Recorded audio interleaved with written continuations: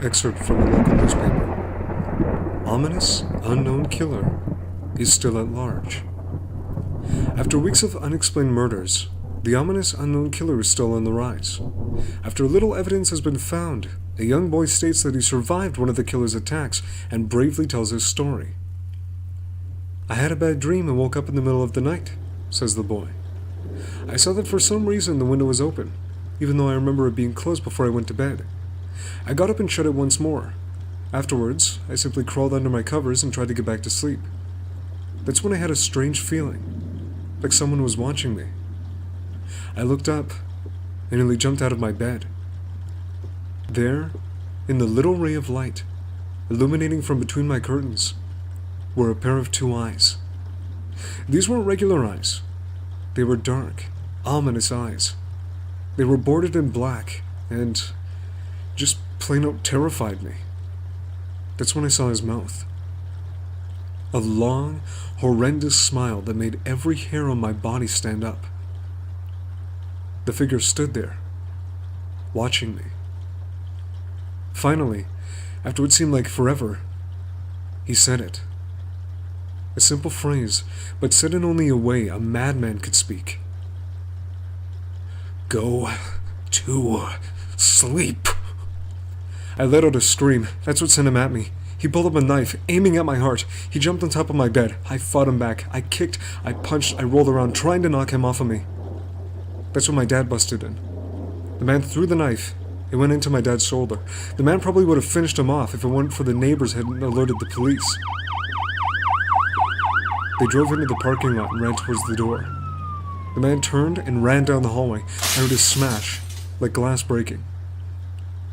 As I came out of my room, I saw the window that was pointed towards the back of my house was broken. I looked out of it to see him vanish into the distance. I can tell you one thing. I will never forget that face. Those cold, evil eyes, and that psychotic smile. They will never leave my head. Police are still on the look for this man. If you see anyone that fits the description in the story, please contact your local police department.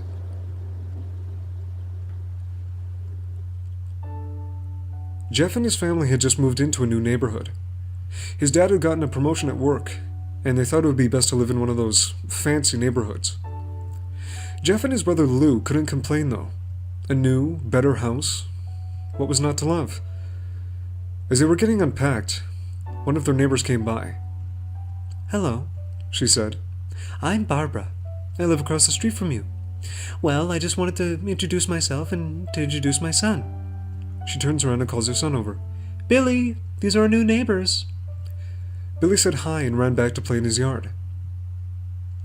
"Well," said Jeff's mom, "I'm Margaret, and this is my husband Peter, and my two sons, Jeff and Lou." They introduced themselves, and then Barbara invited them to her son's birthday. Jeff and his brother were about to object, when their mother said that they would love to. When Jeff and his family were done packing, Jeff went up to his mom. "Mom, why would you invite us to some kid's party? If you haven't noticed, I'm not some dumb kid." "Jeff," said his mother, "we just moved here. We should show that we want to spend time with our neighbors. Now, we're going to that party, and that's final." Jeff started to talk, but stopped himself, knowing that he couldn't do anything. Whenever his mom said something, it was final. He walked up to his room and plopped down on his bed. He sat there, looking at his ceiling, when suddenly, he got a weird feeling. Not so much a pain, but a weird feeling. He dismissed it as just some random feeling. He heard his mother call him down to get his stuff, and he walked down to get it. The next day, Jeff walked downstairs to get breakfast and got ready for school. As he sat there eating his breakfast, he once again got that feeling. This time it was stronger. It gave him a slight, tugging pain, but he once again dismissed it. As he and Lou finished breakfast, they walked down to the bus stop. They sat there waiting for the bus, and then, all of a sudden, some kid on a skateboard jumped over them, only inches above their laps. They both jumped back in surprise. "Hey, what the hell?" The kid landed and turned back to them. He kicked his skateboard up and caught it with his hands. The kid seems to be about 12, 1 year younger than Jeff. He wears an Aeropostale shirt and ripped blue jeans. Well, well, well. It looks like we've got some fresh new meat. Suddenly, 2 other kids appeared. One was super skinny and the other was huge. Well, since you're new here, I'd like to introduce ourselves. Over there is Keith. Jeff and Lou looked over to the skinny kid. He had a dopey face that you would expect a sidekick to have. And he's Troy. They looked over to the fat kid. Talk about a tub of lard. This kid looked like he hadn't exercised since he was crawling. And I, said the first kid, am Randy. Now, for all the kids in this neighborhood, there's a small price for bus fare, if you catch my drift. Lou stood up, ready to punch the lights out of the kid's eyes, when one of his friends pulled a knife on him. I'd hoped you would be more cooperative, but it seems we must do this the hard way. The kid walked up to Lou and took his wallet out of his back pocket. Jeff got that feeling again. Now, it was truly strong. A burning sensation. He stood up, but Lou gestured him to sit down. Jeff ignored him and walked up to the kid. Listen here, you little punk. Give me back my bro's wallet or else. Randy put the wallet in his pocket and pulled out his own knife. Oh, and what will you do? Just as he finished the sentence, Jeff popped the kid in the nose. As Randy reached for his face, Jeff grabbed the kid's wrist and broke it. Randy screamed and Jeff grabbed the knife from his hand. Troy and Keith rushed Jeff, but Jeff was too quick. He threw Randy to the ground. Keith lashed out at him, but Jeff ducked and stabbed him in the arm. Keith dropped his knife and fell to the ground screaming. Troy rushed him too, but Jeff didn't even need the knife. He just punched Troy straight in the stomach and Troy went down. As he fell, he puked all over. Lou could do nothing but look in amazement at Jeff. Jeff, how'd you... That was all he said. They saw the bus coming and they knew they'd be blamed for the whole thing. So they started running as fast as they could. As they ran, they looked back and saw the bus driver rushing over to Randy and the others. As Jeff and Lou made it to school, they didn't dare tell what happened. All they did was sit and listen. Lou just thought of that as his brother beating up a few kids. But Jeff knew it was more.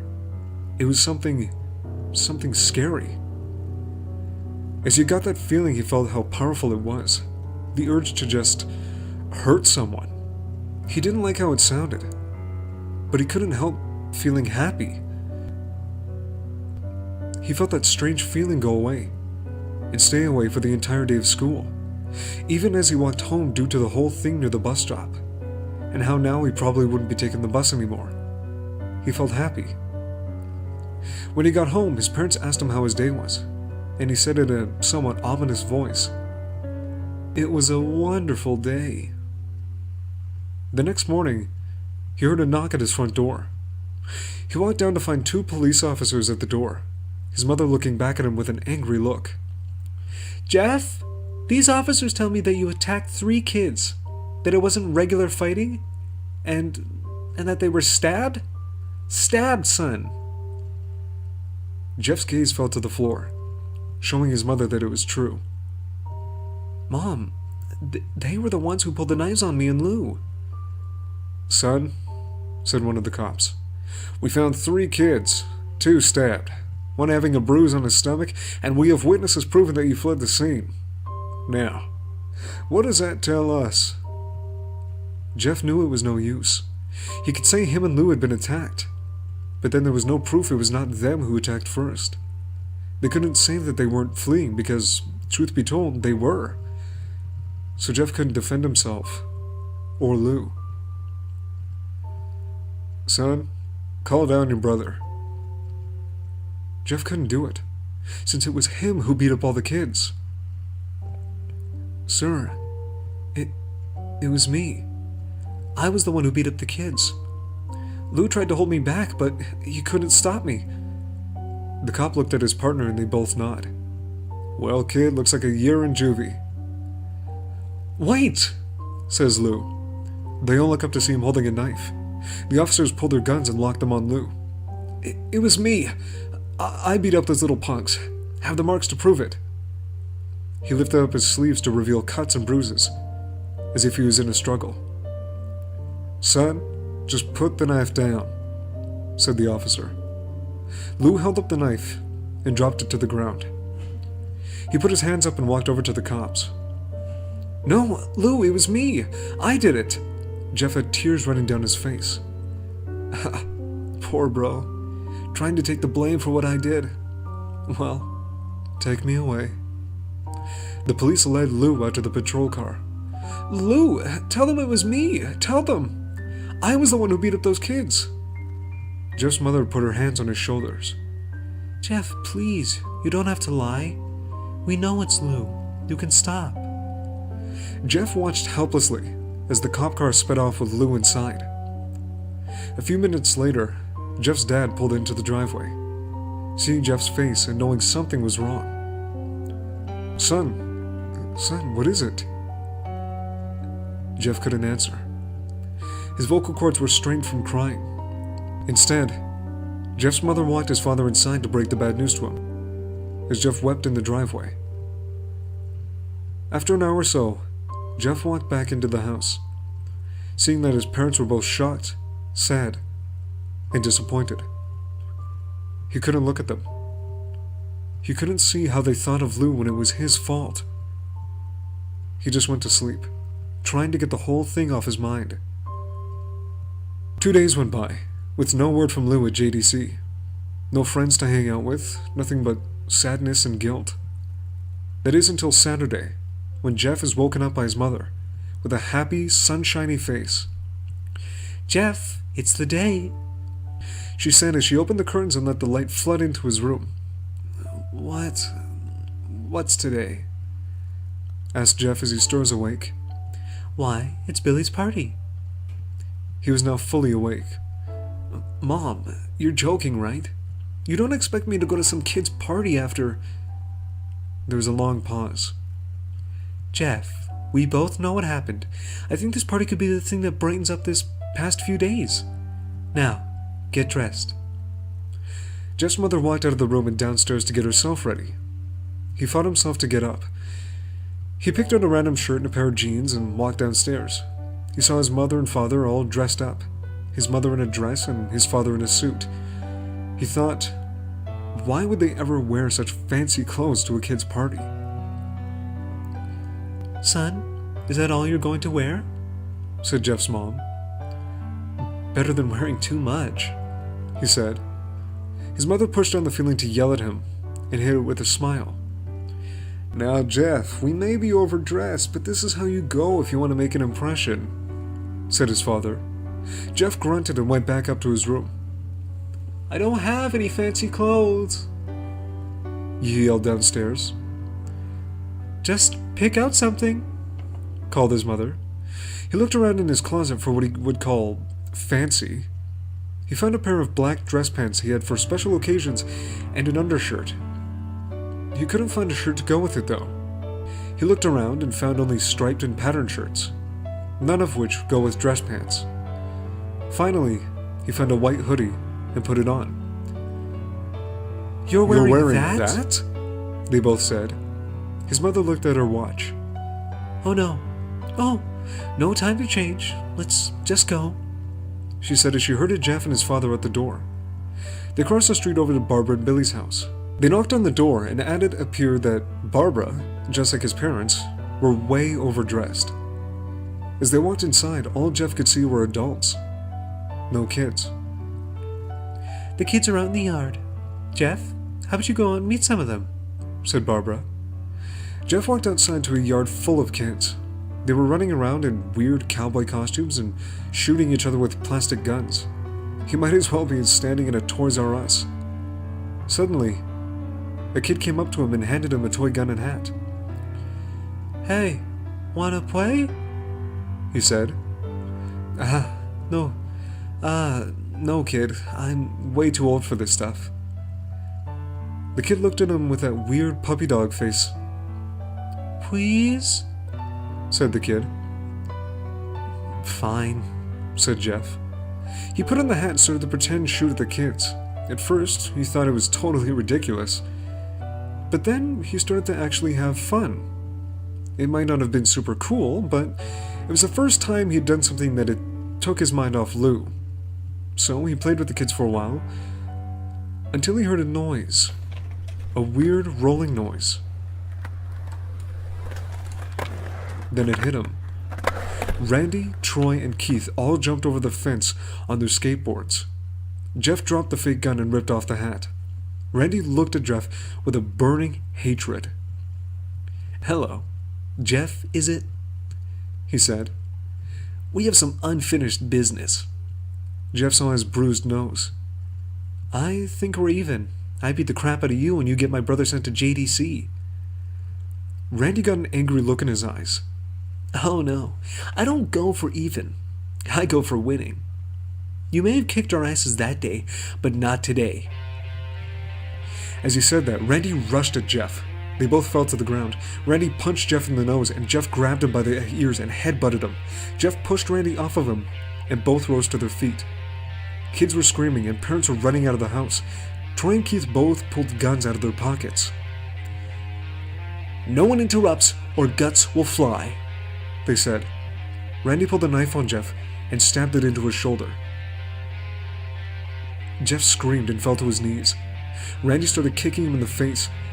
After 3 kicks, Jeff grabbed his foot and twisted it, causing Randy to fall to the ground. Jeff stood up and walked towards the back door.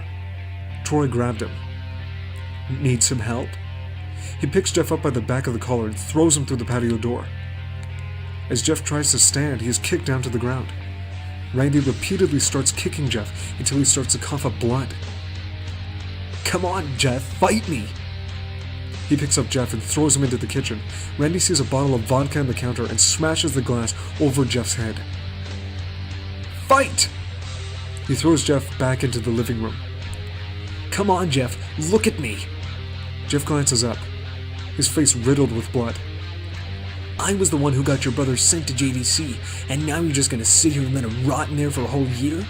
You should be ashamed." Jeff starts to get up. "Oh, finally, you stand and fight." Jeff is now to his feet, blood and vodka on his face. Once again, he gets that strange feeling, the one in which he hasn't felt for a while. "Finally, he's up," says Randy as he runs at Jeff. That's when it happens. Something inside Jeff snaps. His psyche is destroyed. All rational thinking is gone. All he can do is kill. He grabs Randy and pile drives him to the ground. He gets on top of him and punches him straight in the heart. The punch causes Randy's heart to stop. As Randy gasps for breath, Jeff hammers down on him, punch after punch. Blood gushes from Randy's body until he takes one final breath and dies. Everyone is looking at Jeff now. The parents, the crying kids, even Troy and Keith. Although they easily break from their gaze and point their guns at Jeff. Jeff sees the guns trained on him and runs for the stairs. As he runs, Troy and Keith let out fire on him, each shot missing. Jeff runs up the stairs. He hears Troy and Keith follow up behind. As they let out their final rounds of bullets, Jeff ducks into the bathroom. He grabs a towel rack and rips it off the wall. Troy and Keith race in, knives ready. Troy swings his knife at Jeff, who backs away and bangs the towel rack into Troy's face. Troy goes down hard, and now all that's left is Keith. He's more agile than Troy though, and ducks when Jeff swings the towel rack. He dropped the knife and grabbed Jeff by the neck. He pushed him into the wall. A thing of bleach fell down on top of him from the top shelf. It burnt both of them, and they both started to scream. Jeff wiped his eyes as best he could. He pulled the towel rack back and swung it straight into Keith's head. As he lay there, bleeding to death, he let out an ominous smile. "What's so funny?" asked Jeff. Keith pulled out a lighter and switched it on. "What's funny," he said, "is that you were covered in bleach and alcohol." Jeff's eyes widened as Keith threw the lighter at him. As soon as the flame made contact with him, The flames ignited the alcohol in the vodka. While the alcohol burned him, the bleach bleached his skin. Jeff let out a terrible screech as he caught fire. He tried to roll out the fire, but it was no use. The alcohol made him a walking inferno. He ran down the hall and fell down the stairs. Everybody started screaming as they saw Jeff, now a man on fire, drop to the ground, nearly dead. The last thing Jeff saw was his mother and the other parents trying to extinguish the flame. That's when he passed out. When Jeff woke, he had a cast wrapped around his face. He couldn't see anything, but he felt a cast on his shoulder and stitches all over his body. He tried to stand up, but he realized that there was some tube in his arm, and when he tried to get up, it fell out. And a nurse rushed in. I don't think you're getting out of bed just yet, she said as she put him back in his bed and reinserted the tube. Jeff sat there, with no vision, no idea of what his surroundings were. Finally, after hours, he heard his mother. Honey? Are you okay? She asked. Jeff couldn't answer, though. His face was covered, and he was unable to speak. Oh, honey, I have great news. After all the witnesses told the police that Randy confessed of trying to attack you, they decided to let Lou go. This made Jeff almost bolt up, stopping halfway, remembering the tube coming out of his arm. He'll be up by tomorrow, and then you two will be able to be together again. Jeff's mother hugs Jeff and says her goodbye. The next couple of weeks were those where Jeff was visited by his family. Then came the day where his bandages were to be removed. His family were all there to see it, what he would look like. As the doctors unwrapped the bandages from Jeff's face, everyone was on the edge of their seats. They waited until the last bandage holding the cover over his face was almost removed.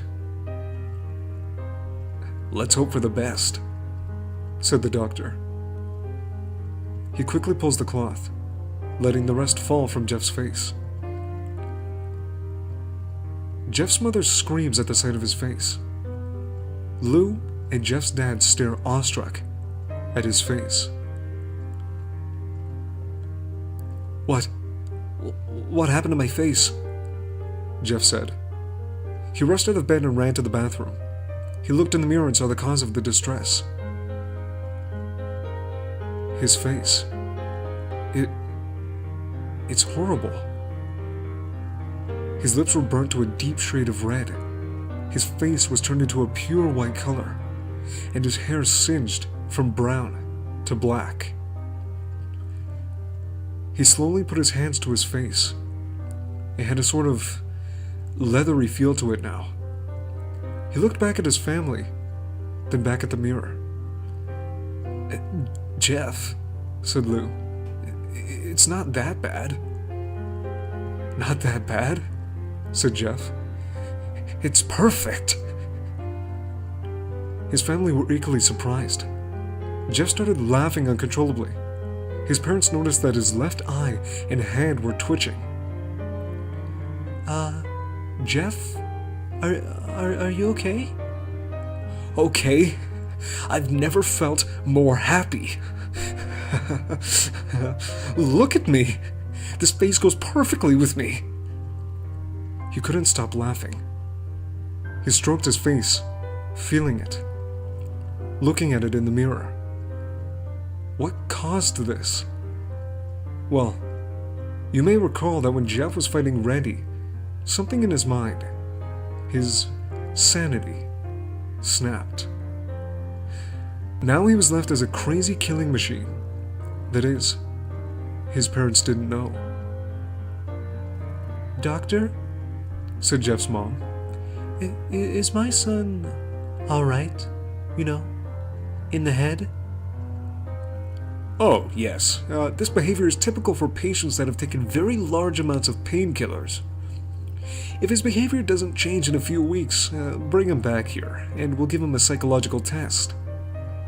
"Okay. Thank you, doctor." Jeff's mother went over to Jeff. Jeff, sweetie, it's time to go. Jeff looks away from the mirror, his face still formed into a crazy smile. "'Kay, Mommy."